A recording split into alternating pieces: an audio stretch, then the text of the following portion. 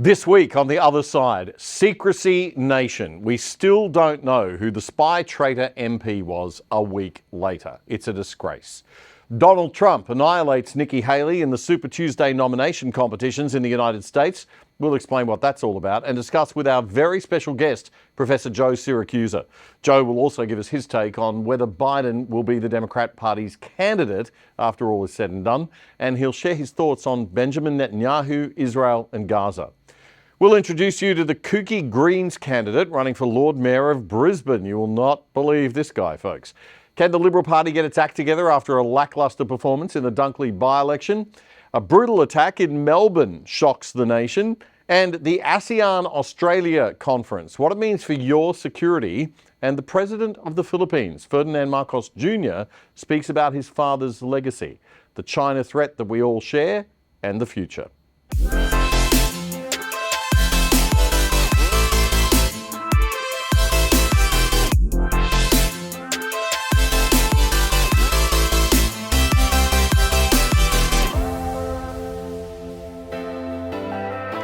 G'day Melbourne, g'day Fremantle, and welcome to The Other Side for the weekend commencing March 8, 2024. I'm Damian and this is episode 304 of Australia's best take on the news and commentary of the moment without the woke to get you smart for the weekend. This is a show that declares its bias right up front. We're free market, free trade, free people, classical liberals. We don't believe the government is our mummy and daddy. We believe in silly old-fashioned Aussie values like personal responsibility and contributing to the community by being productive and working hard and not letting the tyrants in government take our money from us. Strong opinions will be expressed and we invite you to disagree sometimes. The idea is to present different perspectives than the old legacy media to make us all think, me included. Let's go. Last week at the start of the show, I said that this week I'd have an update for you on the two stories that the bureaucratic and legal tyrants who rule over us don't believe we have a right to know. I said that by this week we'd have some answers. Well, we don't. Sorry. In relation to the first story, we still can't tell you who the traitor is who was an elected member of one of our governments. Neither of the two major political parties seem to want the traitor to be named, let alone face the justice that he or she should face, which is a very, very long time in jail. So I'm sorry, we have no update on that one, but we will keep on trying. Just to recap, if you missed the story, the boss of ASIO, Australia's spy agency, revealed about a week and a half ago that a former Australian politician was recruited by a foreign spy agency several years ago. Recruited means employed and paid to spy on Australia by a foreign country. The general opinion and consensus is that the foreign country is China, but the ASIO boss wouldn't say. He also wouldn't say if it was a federal or state politician or which parliament the MP sat in or which party he was from. And his bosses, Albo and the government, aren't forcing him to say. So, stuff you, Australia. You have no right to know, and even the Liberal Party don't seem to care too much. Peter Dutton's made some calls for the person to be named, but is hardly driving the matter forcefully. The National Party's Barnaby Joyce was the one who had enough guts to at least tell the Today Show this week that there is an active spy, or has been, within our government, and what we do know is that China is behind it. Australia must be, he said, as strong as possible, as quickly as possible. He's damn right about that one.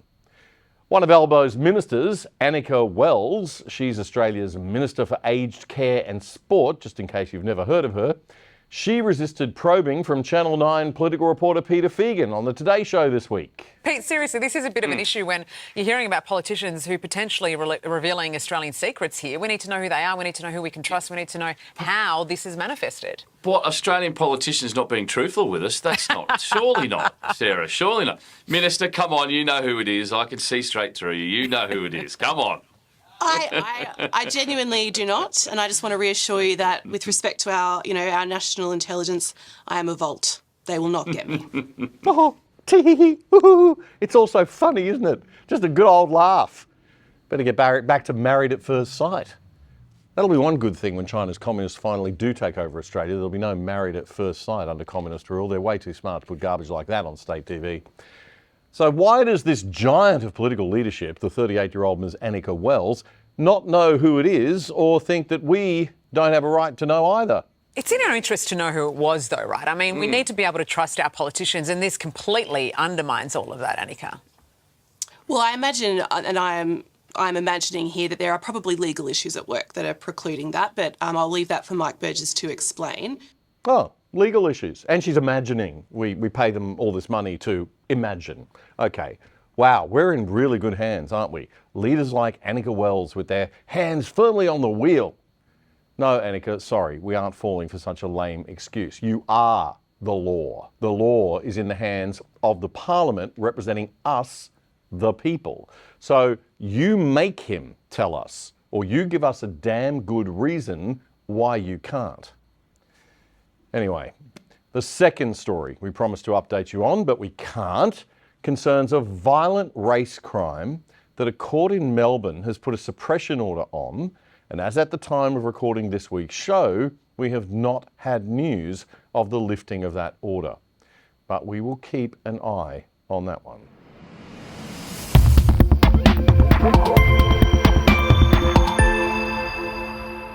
There was a by-election last weekend. A by-election happens whenever a member of Parliament quits or passes away while in office. This by-election was for the seat in the House of Representatives occupied by the MP that represents the electorate called Dunkley. Dunkley is in Melbourne's outer southeast on the Mornington Peninsula and includes Frankston. Sadly, the Labor member for that seat, Peter Murphy, passed away just before Christmas from breast cancer at the age of only 50. Peter was a popular MP with the locals. She won the seat in 2019, but before that, it had been long held by the Liberal Party until the electoral boundaries were redrawn in a way that favoured Labor. And as they did in 2019, they did last weekend. Labor won the by-election. The Liberal Party had a big swing to it, picking up another 6.8% of the primary vote, which translated to about 4% after the preferences were all counted. And Labor had a small gain too, as the ABC's chart there shows. You can see Labor up 0.9%. Now that's unusual for by-elections. Normally the government's party loses votes in a by-election. But Peter Murphy was much admired, and there would have been a bit of emotion attached to this election, making it a little bit unusual on that score. Of the minor parties on the right, the Libertarians picked up 2.5%, but Pauline Hanson's One Nation didn't field a candidate, and Clive Palmer's UAP doesn't exist anymore. The minor parties on the left were split. The Victorian Socialists Party, you can see there, the Australian Democrats and the Animal Justice Party, woof, took a combined 4% of the vote, but not from Labor. In a trend that I'd like to see continue, I got to say, the Greens lost 4.1%. Hooray! That's almost half the vote they got last time. But it stayed with all those other left-wing minor parties, so no great sign of social political awakening or anything. This election was supposed to be a litmus test for Anthony Albanese's performance and Peter Dutton's performance. It was neither. It really tells us not much, except that nobody is thrilled with either of them, and we kind of already knew that. It doesn't tell us much at all about the real battle inside the Liberal Party between conservative classical Liberals and modern progressive centre-left Liberals who seem to dominate strategy and policy right now. The centre-right and right of the party want a strong conservative approach to political campaigns and political candidates. Popular change agents who want to drain the bureaucratic swamp and reduce the size of government and stimulate our economy by reducing tax and government interventions. But the centre-left crowd, they want, well, nothing much, just bureaucratic power for themselves and more of the same kind of big high-tax government that we get from Labor, Labor Light. Now, we had hoped that a clear signal would have come out of Dunkley, but in my opinion, it's told us little. Just another blah, boring Aussie election outcome.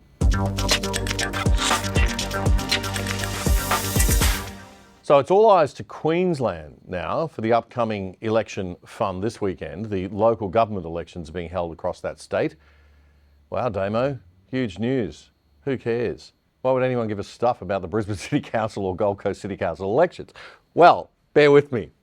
It is a big deal because the Liberal Party is such a train wreck nationally at the moment. The Liberal Party is not in power in any state or territory in this country or federally except Tasmania. And they hold minority government in Tasmania, not even a majority government. So since April 2022, The Premier of Tasmania has been Jeremy Rockcliffe, and he's the leader of the Liberal Party. But the Liberals have only got 11 of that state's 25 lower house parliamentary seats, so it's a minority government. The only Liberal government in the land at state or federal level, and it is not even a majority. But hey, no problem. Nothing to see here, folks, say the Liberal people, especially the left. Let's keep doing what we've been doing and bat for the centre, the small target approach. There will be an election in Tassie on the 23rd of March in a couple of weeks. Lucky for Tasmanians, they're getting 10 more politicians, aren't they? Lucky, hooray. The Parliament's going to go from 25 seats to 35 seats. The Liberals will try to win a fourth term. Premier Rockcliffe is as Liberal centre-left as you can get. He's no Conservative or even a classical Liberal. He campaigned strongly for The Voice against Peter Dutton, and he wants to change the date of Australia Day. Tasmania is a very bad place if you're a classical Liberal or someone who watches this show. Anyway, back to Queensland, and specifically the Brisbane City Council. Brisbane is the biggest Liberal Party government in Australia now. And that is why this little local council election, that round that's happening in the Sunshine State this weekend, actually does matter nationally if you're wondering what's happening in our country politically. Brisbane City has 1.2 million voters. It's one of the biggest local council areas in the world. And it's all the Liberal Party has got left in terms of a real majority government anywhere in Australia. The Lord Mayor of Brisbane is Adrian Schrinner. No rock star, but a popular, likeable, safe pair of hands. His opponent in the Labor Party is an unknown and unlikely to be a threat. But the Greens have fielded a candidate for Lord Mayor, a guy called Jonathan Sriranganathan. And Brisbane is a big green town. All three federal electorates covering central Brisbane are green. People like green things. They like nature and the environment. They just don't realise that the Greens' political party isn't green, it's red. It's a watermelon, green on the outside only. And Jonathan Sri, as he used to be known before he changed his name, is as red can be. A public guide to breaking the law. Honestly, I think it's better that people take the time and work out whether a home is actually empty. Councillor for the Gabba, Jonathan Sriranganathan, taking a different approach to address Brisbane's housing crisis, sharing on social media a how-to for squatters, encouraging people to break into empty homes. Before a disclaimer, he doesn't encourage the behaviour he's just described. The Lord Mayor took to Twitter saying the endorsement of illegal activity is a misuse of Sriranganathan's position, sickening and disingenuous. I don't want to live in a city where people have to squat to find a roof over their head. I'd much prefer that the government did something about this. I think there's already an uptake in squatting. I'm seeing it all over the inner city at the moment. Perhaps now, more to come. Yeah, you reckon? Wow. That clip was part of a story from Channel 7 News Brisbane just over a year ago. Sriranganathan said he was just trying to draw attention to the housing crisis. He wasn't actually encouraging people to squat. Okay. Just like the time he said that shoplifting from Coles or Woolies was okay. A position that he hasn't backed away from, repeating as recently as October in this interview with Brisbane's Radio 4BC's Peter Gleeson. Just in Woolies and Coles, not in IGA small businesses. If you can't afford to eat. That's the most irresponsible thing I've ever heard, Jono. Well, what I For a said, prospective Lord Mayor candidate. what I said was that if people are poor, they can't afford the rent, they're living below the poverty line, I think it is ethically justifiable. That's anarchy, mate. No, it is ethically justifiable. That's anarchy. No wonder you're an anarchist. Let me finish. I think it is ethically justifiable if people who cannot afford to put food on the table, whose kids are going Break the hungry, law. shoplift. That's the Greens, folks. And if you think ideas like that are kooky and will never affect you, just take a look at the mad radical left Democrats in power in the United States and what's happening in cities like San Francisco and Portland. It is not okay to shoplift, ever. That is stealing, and it destroys the basic fundamental fabric of our society. That's why we have Social Security. That's why we pay taxes. That's why there are charities to feed the poor. That's why if you're genuinely hungry and having a hard time, good Aussies will step up and help. But stealing? No, that's never right. Now, I know Coles and Woolies aren't popular right now, but they do only make 2.5% profit each. And when you steal from your local Woolies, You're stealing from the ordinary Aussies who work there and the ordinary Aussies who shop there because they have to pay for it. Shoplifting is wrong and it is never justifiable ever, period. But if you wanted to know what the Greens were all about, folks, that was it. Now, I live in a fairly nice suburb of Brisbane, very green, lots of rich houses, and it's federally and state a green suburb with a green state MP and a green federal MP. And you see these multi-million-dollar houses with signs for the Greens candidates, these champagne socialists or just politically ignorant environmentalists. They think that this Jonathan 3 bloke should be Lord Mayor. Well, okay, then maybe we should round up a few Greens and have a squat in those multi-million-dollar homes. They can just pop around and spend the night. We'll be able to identify the houses that are okay with it by the green election signs out front, right? A joke, but this is pretty serious stuff, folks, because the right to own property and be free of squatters and shoplifters is fundamental to a liberal economy. How? Well, if you can't be sure that what you work for, what you build, what you invest in for the long term, whether it's a house or a business, will actually be yours in the future, then you won't bother investing the money, time and effort to build it and work on it, and then our society is going to fall to bits. It's one of the theories as to how the Roman Empire collapsed. They actually stopped worrying about enforcing or even recording property rights, who owned what. So when we don't clearly have laws to indicate who owns what and actually then enforce those laws, the whole game falls apart. So far from some kumbaya loving utopia of everyone sharing and caring, you get war and murder and violence and chaos. You get no production and productivity because nobody can be bothered building anything because they don't know if they're going to be able to own it in the future. What's the point? And you therefore get national poverty, more poor people, more pain, more suffering. There is nothing humanitarian, ethical, humane or good about advocating squatting and shoplifting. And this is why the Greens and people like Jono 3, as the hippies in Brisbane's West End and the Gabba area affectionately call him, is no hero. And he's not even an amusing guy to have a laugh at. The Greens are bloody dangerous. We must never ever vote for any far left political party. If you lean left, stick with Labor, or maybe just grow up and join the adults on the centre right.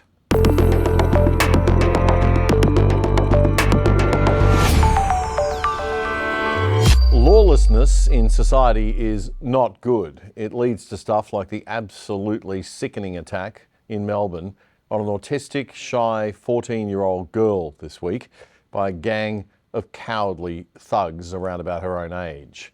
Channel 9 News Melbourne reporter Gillian Lantouris got an exclusive interview with the girl's mother this week. Blow after sickening blow. Year 9 student Dakota cowers as she's subjected to a brutal bashing. The 14-year-old who lives with autism was walking along Altona Pier with a friend on Wednesday afternoon when she was set upon by a group of 5 teenage girls. They thought it was funny. The footage, too confronting to play in full, shows Dakota being punched, her hair pulled and an energy drink poured on her head. The paramedic counted how many times my daughter had a blow to the head, and it was over 55. She could have been killed. The attack only came to an end when a man intervened. It's enough, man. She's little, yeah? Adding insult to injury, the video was posted online and sent to the teen's older sister.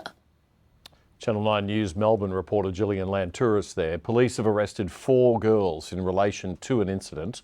An 18-year-old woman from Flemington and 3 14-year-olds. The 18-year-old was charged with a fray but was let go on bail to appear in court again at a later date. The 14-year-olds are still also out and about, waiting for their court hearings and summonses. Melbourne used to be my favourite city in Australia. I worked at News Radio 3AW when I was a kid. I've lived there twice in my career, love the place, and I'm from Brisbane. But Victoria is really in trouble, serious trouble, and I don't think the good burghers of the Garden State realise it. Latest estimates are warning that government debt will hit almost $250 billion by 2027. That's not a federal government debt number, folks, although it's big enough to be. It's the debt of the state government of Victoria we're talking about. That's $250 billion with a B dollars, $250,000 million. Split that across the state's 7 million people. That's 250,000 divided by about 7, about 35,000 for every man, woman and child and baby in the state. Wow. On Friday, the big independent global financial ratings agency, S&P, warned Victoria's gross debt was on track to reach $247 billion by 2027. It's not just paying that money back, it's the interest bill on it. And interest rates are going up. At 5% interest, that's $12 billion a year, $1 billion a month just in interest, thrown down the bloody drain. Melbourne's Herald-Sun newspaper says the arts and grassroots sporting groups will have to face major funding cuts in a horror state budget. The pain has to be taken now or it'll just get worse and worse. We're just kicking the can down the road for the kids to pay. And crazily, it's the kids who vote Labor and Green and for big government and big spending because they don't understand economics. They think money grows on trees. The newspaper reports that government sources say numerous recommendations from Treasury officials about cutting spending were completely ignored by former Premier Dan Andrews' private office before last year's budget. And so this year's state budget was shaping up to be worse than it otherwise needed to be. The work wasn't done last year and the tough decisions weren't made, so this year it's going to be very bad, one source told the Herald-Sun newspaper. Well, you voted for it, Victoria. You are already the highest tax state in the nation. So they can't put taxes up anymore without absolutely killing the economy. So it's going to have to be spending cuts, government spending cuts. So let this be a warning to the rest of us. Our poor, long-suffering mates in Victoria will get their budget handed down on May the 7th.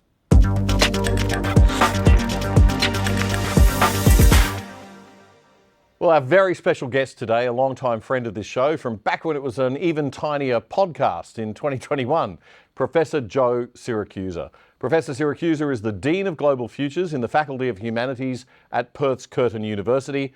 An American-Australian, he's a leading expert in American politics, foreign policy and international security. He's authored and co-authored over 30 books, one of which was nominated for the Pulitzer Prize in History. Professor SIRACUSA is a regular commentator in the media in Australia and globally, and it is great to have him with us again. Joe, thanks so much for your time and for joining us on the other side. It's great to see you again. My pleasure, Damian. My pleasure.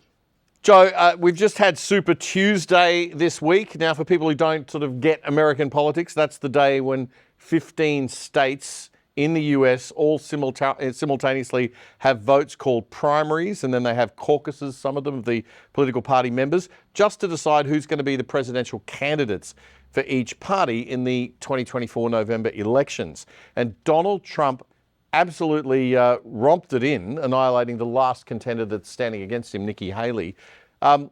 He will be the candidate for the Republican Party in November, Joe, unless the powers that be manage to put him in jail or something. What do you think the chances of that happening are now? Well, Damian, even if they put him in jail, he can still run for president. There's no restrictions on the American Constitution to keep him from doing that. Look, there are two things I can say about Donald Trump today. Number one, he's back and he's the odds-on favorite to become the president of the United States in the general election in November. This is one of the great comebacks. You know, Damian, we all like a comeback story. That's why we like the Rocky movies, things like that. I mean, they're terrible movies, but we love it. We love a comeback story, and so do Australians. This guy, he gets elected president from his television. You know, his only public services that showed The Apprentice. He was on it for 10 years, producer for 2 years. He becomes president of the United States. And then, you know, he's just in office for a few minutes, and then he gets investigated by the FBI, and he survives the Mueller report. And then he survives the change of vote in the House of Representatives. I mean, as soon as you get to 218, you can impeach anybody you want. So he gets impeached once, and then he gets impeached twice. And then he gets accused of an insurrection. And let me tell you, when I went to university in the 60s, I can tell you what an insurrection was. My generation burned 25 cities between 1965 and 1968. Now, that was an insurrection. So anyway, this guy's come back from all these law cases. Trump seems to me to be unsinkable. And he's well, the he's more they irritated. throw at him, Joe, the more they throw at him, the stronger he gets. It's a classic case of do they not realise that they're just strengthening him and his narrative? He's made history. He's won the primary 3 times in a row, and he represents a lot of average Americans. They're not all left or right or blue or red. He represents a lot of people who are struggling. As Bernie Sanders likes to point out, 90% of Americans, probably like Australians, live on their paychecks from week to week. So when inflation gets to be too much, and there is terrible inflation in America, and when you start to have these the cost of increases for your mortgage, your rent, and the rest of it, a lot of Americans are struggling. Despite So Joe, what about Joe Biden? I mean, can he beat Joe Biden? I mean, it's a very different story when you're out there with the whole electorate. I've been looking at all the polls, and they call these the binary polls, when you put the 2 of them together. The New York Times, Siena poll, the Gallup poll, CBS, everybody this week says that Trump could beat Biden tomorrow in an election by 5 percentage points. Okay. So, I think he's going to beat him. And, of course, President Biden's got his own woes. He's going down the... Well, that's going to be my next question. Is it going to be Biden? Well, I have a great interest in Joe Biden's career, Damian. And I'm going to tell you something I haven't talked about in my hundreds of interviews in the last couple of years. Joe Biden and I are the same age. I started working at the University of Queensland as a young man in 1973, and he showed up in the U.S. Senate. I work 15 hours a day. I'm just producing my 50th book in June, as a matter of fact. Well, you're definitely in a lot better shape than Joe Biden, I've got to say that. But do you think if it's not Biden, who it might be? Have they got anybody else? Well, they do. It's called the Vice President, Kamala Harris. She's been given some things to do in the last couple of years. One of them was she was tasked with dealing with the American border in the Southwest. She hasn't done a very good job there. In fact, she only found the place once or twice. And Joe Biden has aged very, very badly in office. And now he's shuffling across the stage. He can't remember the words. And it's quite clear to me that he has onset dementia or something very close to that. And frankly, I'm ashamed of the Democratic Party for allowing him to go on in this state. I mean, I think, his attempt to bring calm to the world has brought just the opposite. He kept telling people in Europe and Asia that America is back. Well, actually, America's more chaotic now than it was 4 years ago. He wasn't able to do that. And to be fair to the man, I don't think he can do that. And my God, Damian, is he the guy you want to, is he fit to receive a phone call at 3 a.m. about a nuclear launch? I don't think so. I mean, I think it's scary. But is Kamala Harris a viable alternative, Joe? I mean, Kamala Harris is a pretty poor performer, really. She doesn't come across as somebody with a lot of depth. She's not that likable. She looked pretty good in the beginning. She ticked all the boxes. She was a prosecutor and all that kind of stuff. Look, I'm sure she's got many, many fine qualities, Damian. I just haven't seen them yet. I don't think Kamala Harris can beat a dog catcher right now. I mean, her electability as president is just about zero. She can't beat anybody. So the Democrats are in a tough spot. They got a president who's about ready to fall off the tree, and they got a vice president who can't beat anybody. Could they just bring in a star from the outside? Could they bring in, Michelle Obama, Oprah Winfrey? I don't know. Michelle Obama would be a pretty good bet, but she's not going to jump on the Democratic hierarchy and break it up. Governor Newsom would have a better chance of beating Trump, I suppose. A very good-looking politician in California with the perfect family and the perfect background and all that. Now what the Democrats are doing is holding out that President Biden will be able to run from office without too many debates or going into public too often.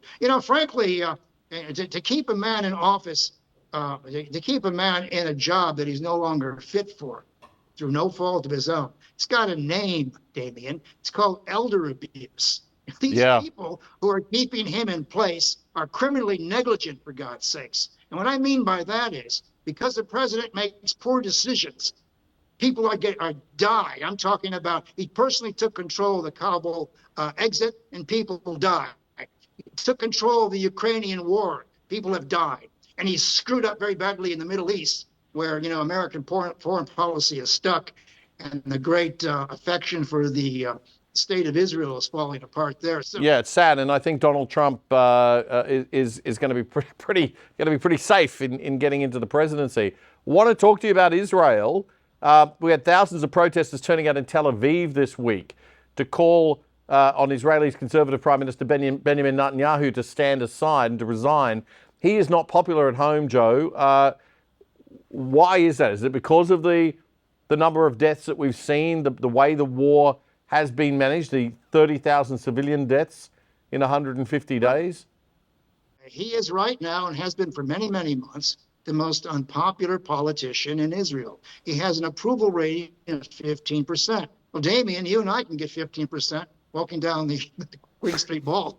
You don't need anything to get 15%. It's very, very unpopular. And while the Israeli people are determined to get rid of Hamas, they're also determined to get rid of this guy. So sooner or later, he knows he's going to go, and he's got a war strategy here that's going nowhere. It's and of course, that attack on October 7th, while Netanyahu had his head in the sand trying to change the judiciary, I blame governments completely if there is an intelligence failure, whether it's Pearl Harbor, whether it's 9/11, whatever it is. If there's a terrible attack and the intelligence community lets you down, the president or the prime minister has to take the blame, because they're at fault here. So is it because of that?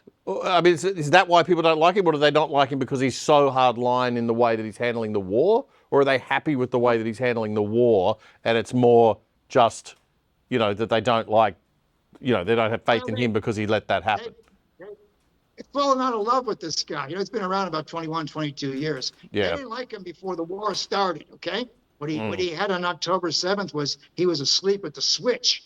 And Hamas came after those villages there, with all the intensity that terrorists tend to have. And so, he responded. And of course, he's at 6s and 7s right now with the American administration. And Netanyahu is determined to occupy all of Gaza when the conflict is over. He looks like he's determined to get rid of as many Gazans as possible. The Egyptians are too smart for this. They're not going to let them get into Sinai or anything like that. Netanyahu doesn't have control of this anymore. He's up against an enemy that's using innocent people as shields.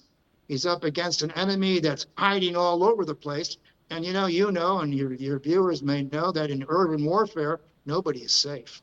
In urban warfare, Ramadan is coming. I mean, the Muslim holy month of fasting starts next week, and that's been set as a deadline for a resolution on a ceasefire.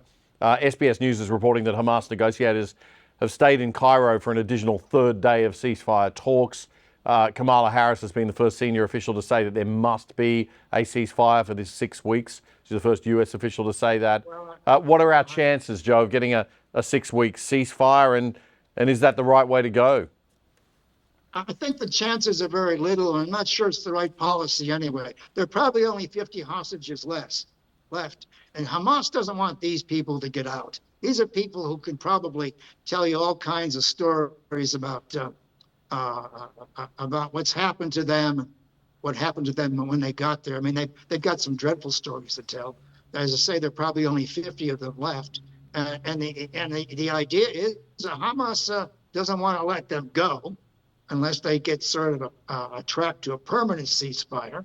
And Netanyahu's doing any of this because he's under pressure from the Biden administration to do something. And Biden's people want some kind of relief in there. They want a ceasefire. They want this to stop, okay?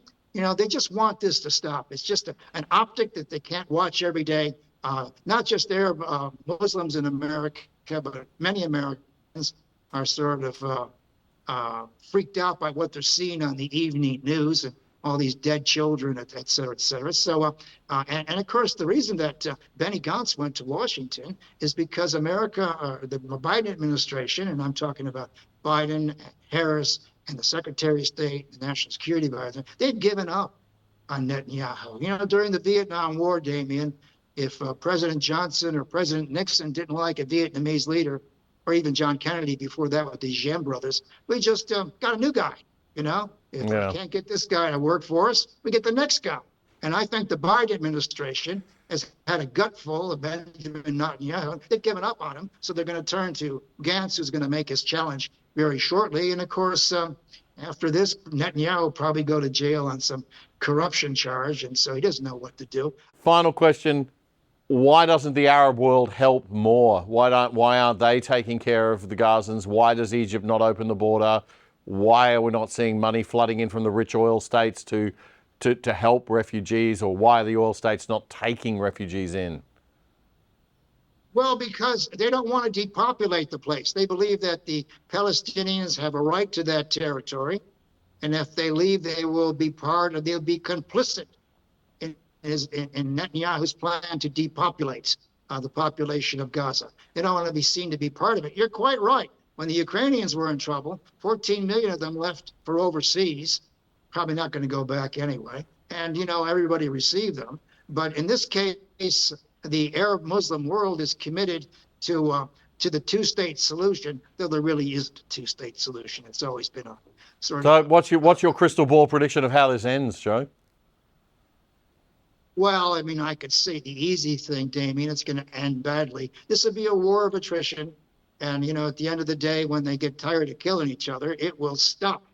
And I think it's starting to have negative effects on the Israeli population. You know, when you send all those young reservists into this combat zones, and they see all this death and destruction, and you see all these kids dying of dehydration and starvation, the rest of it, I think it has a morally corrosive effect on the Israelis who would look for some kind of a just solution. And it's all going to backfire. I mean, just finally here, I want to say the other day when I saw those American planes dropping food on some beach in Gaza. I mean, Damian, we've reached the point now where American diplomacy is about dropping TV meals, TV dinners on a beach. I mean, it's shameful. We have nothing better to do than give them some food in a little package. We didn't send them water or medicine or anything. It was sort of this hollow gesture. You know, look at us, what we're doing.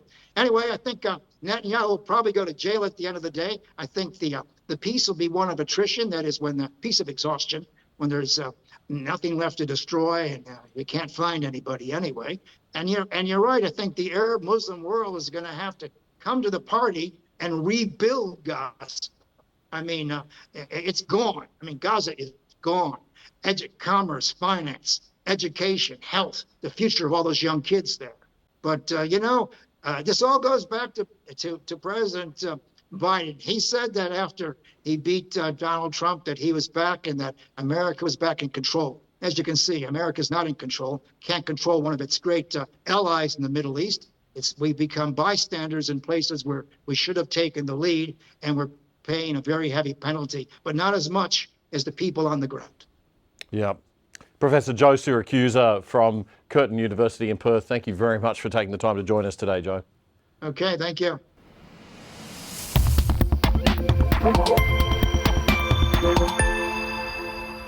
Something really important happened in Melbourne this week that our news media didn't report enough on, the ASEAN Australia Conference.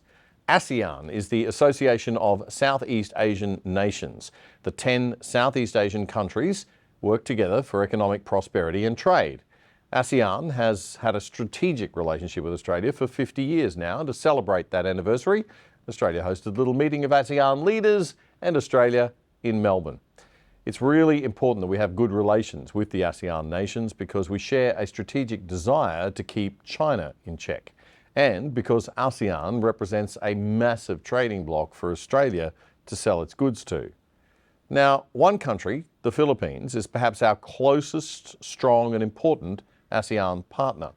They're further away than Indonesia geographically, but we've got more in common with the Philippines because they're a predominantly Christian country that was a colony of European Spain for 400 years, then a protectorate of the United States for the first half of last century before fully getting its independence. So more English-speaking, more Western in worldview like us than other Southeast Asian nations, except maybe for Singapore. In the 1980s, the Philippines had a president, Ferdinand Marcos, who became more or less an authoritarian dictator and who enriched himself and his allies through the ownership of big industry and the siphoning of funds that were coming in from the US, the World Bank and IMF loans. He committed many human rights violations and he was tossed out in a peaceful revolution. Not a shot fired in that people power revolution of 1986. Historians say that the US overlooked a lot of Marcos's misdeeds because he was such an anti-communist who stood against China. But by 1986, the people had had enough. The Catholic Church, hugely powerful in the country, swung its support behind the protesters and the opposition. A faction of military officers defected and refused to clamp down on the protesters, and some brave Philippine ambassadors in Europe withdrew their support publicly. This all led to US President Ronald Reagan, who'd been a close ally of Marcos, pulling his support, and that was the end for him. On the evening of February 25, the US government facilitated Marcos's escape to Hawaii, and he lived there until his death soon after in 1989. But all of that was almost 40 years ago, and it's been a pretty rough road for the Philippines since. Historical revisionism in the Philippines has sanitized the Marcos years. Marcos's widow, Imelda, famous in the West for her flamboyance and huge collection of shoes, became a congresswoman. And now her son, Ferdinand Marcos Junior, has become president, winning the 2022 election. And he hasn't been too bad compared to his dad. He spoke to the Australian Parliament this week and then he did an interview with the ABC's 7:30 report in which he said he wouldn't be following in the footsteps of the last Filipino president, Rodrigo Duterte, who tried to move the country diplomatically away from the US and toward China. The former president of the Philippines, Duterte, was making overtures to China, very strong ones. Have you decisively moved away from Chinese influence and back into America's orbit? Well, I think it's important to make it very, very clear. Whatever the Philippines does because it is in our interest, not because it has been dictated upon us by anyone. As I explained it to President Xi again, I said it's my duty. I took an oath to defend the Philippines. And anyone who will help me in that regard, I must engage with them. Was your predecessor getting too close to China? Well, I think the situation between now and then is quite different. Together with Australia, we have a visiting forces agreement with the United States and Australia. These are the only two countries that we have them with. And we have a mutual defense treaty with the United States, which has been there for decades. President Marcos told the ABC that he supports AUKUS as a stronger front to maintaining the peace in the South China Sea. He says we're living in a much more dangerous and risky climate than in the past on that front. Why is it more dangerous? Just explain. Because the potential for outright conflict is much higher now than it was before.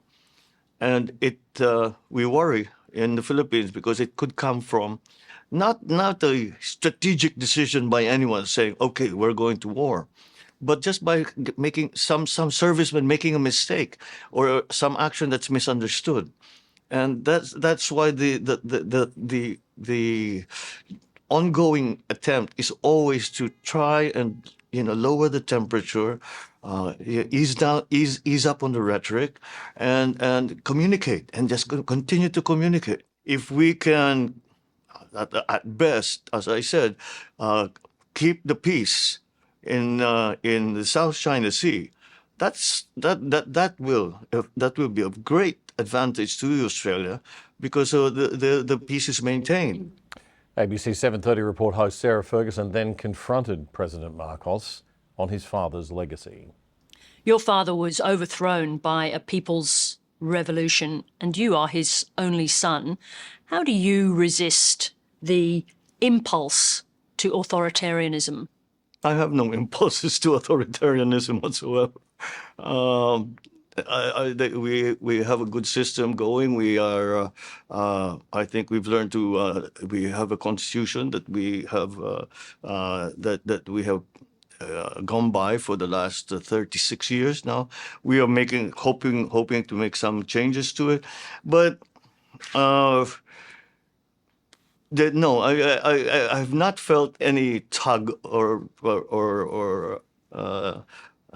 temptation to make it a more authoritarian system. Amnesty records that during that period, 70,000 people were imprisoned, 34,000 tortured, and 3,200 people killed are the numbers. And your father, in an interview, admitted that over 50,000 were detained. So I just want to ask you again, do you accept that there was a human cost to that rule? There always is. It was war. And with war, the death and destruction is inevitable. But this is a war not declared by the government of the Philippines. This was declared a war. These wars were declared on the government of the Philippines. President Marcos is talking about the internal threats from the communist movement and its guerrillas in the countryside and the secessionist movement in the southern Philippines within the country's Islamic territories. Okay, but what about all that money that was plundered? Contemporary court judgments acknowledge the atrocities that were committed, but also the plunder of the country's resources. Why wouldn't you want all of that money back in the hands of the Filipino people? Well, the government fell. Cases were filed against me, my family, the estate, etc. And up to now, we have found the assertions that were made, we have shown to be untrue.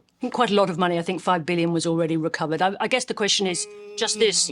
Do you not want to see all the money that was taken returned to the people? Again, we have signed, this family has signed a quit claim, signed many quit claims. Any money that you find is yours. And finish. And everything was taken from us. I suppose the question is, other countries in the region, including Australia, want to know that the Philippines, and you in particular, as a Marcos, have come to terms with your family's history. There was a time where the issue was Marcos. That's not the case anymore. And that's why I think the best proof of that is my election. President Marcos, thank you very much indeed for speaking to 7:30. Thank you. There you go. Credit where credit is due. A pretty good interview there from Sarah Ferguson. It couldn't have been easy to put the tough questions about his father to him without ending the interview prematurely. She balanced it quite well. Bit of a masterclass there for Tucker Carlson, perhaps. Then again, poor old Tucker was actually in the Kremlin, so it would have been a bit scarier, I reckon, to be asking Putin too many tough questions like that. And that is all we have time for this week on The Other Side. There's a big story unfolding in Queensland with the Premier up there, Stephen Giggles Miles. Follow me on Twitter and I'll keep you up to date on that one. We didn't have time for it this week. At Other Side Oz, at Other Side AUS is the handle on Twitter. We're also now on TikTok. We're having a lot of fun on TikTok. Konstantin Kisin, one of my favourite commentators these days, was visiting Australia this week. We didn't have time to show you any of that either, and it was CPAC in the US. But there is lots of coverage of both those events right here for free on ADH TV. You can watch the whole Konstantin Kisin event, I think, with Tony Abbott, so that's a good one. So plenty to watch on ADH.tv. Please like and share and tell your friends about the show. As I said, we launched on TikTok this week. I'm not sure how that's going to go when China realises that I'm not too pro-Communist Party. But for now, they seem to like us on that platform. But we do really appreciate your support. We aren't asking for any money yet, but we do need you to smash the like, subscribe and every other button at all on all the platforms that you can. And please do make comments. All those things help with the magical algorithms that control everything. So help us keep the media landscape in Australia more diverse politically and have more diversity of opinion, the only diversity that should really matter. The best place to join us, of course, is ADH TV, ADH.tv. Then you get all the other great content. Daisy Cousins, Alexandra Marshall, Spectator TV, Fred Paul, Nick Cater, David Flint. And I'm off to Church and State Australia Conference in Brisbane this weekend. I'll be hosting some interviews here on the ADH platform. Looking forward to it. If you want to keep an eye out for those. We'll catch you next weekend for The Other Side. We drop a new show every Friday night at 8 p.m. I'm Damian. Bye for now.